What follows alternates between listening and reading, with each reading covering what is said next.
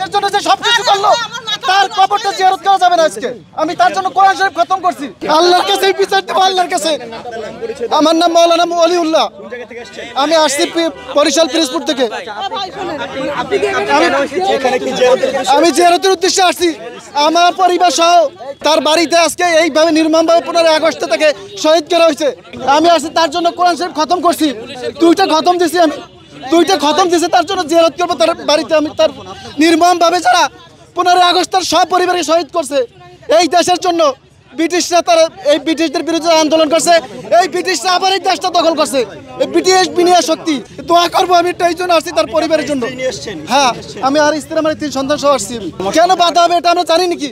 সারা বছর তো এখানে সবসময় ঢুকে একজন মানুষ মারা গেছে, তার কবর জিয়ারত করলে এখন কি ক্ষতি হবে? তার পরিবারের সবাই তো এখানে নির্মমভাবে শহীদ হয়েছে এই 15 আগস্টে। এই দেশকে ভালোবাসি আমি। এই দেশ আবার ব্রিটিশ এবং পশ্চিমা শক্তি দখল করছে।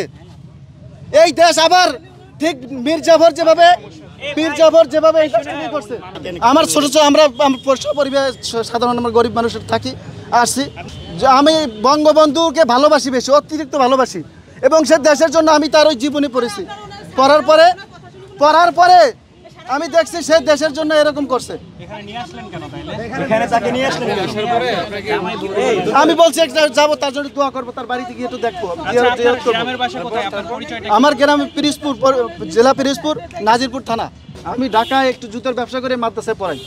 এর আগে কি আসছিলেন এখানে? এর আগে না, এখানে আসিনি। আমি ঢাকায় আসছি, এই 1 মাস হয়েছে ঢাকায় আসছি। আপনি কি আওয়ামী লীগের কোনো না আমি কোনো কিছু আমি করি না। আমি বঙ্গবন্ধুকে এবং তার সহপরিবারকে এই 5 আগস্টে যে তার নির্মমভাবে হত্যা করছে, এই দেশের জন্য যে সবকিছু দিল, আজকে তার কবরটা জিয়ারত করা কেন নিষেধ হবে?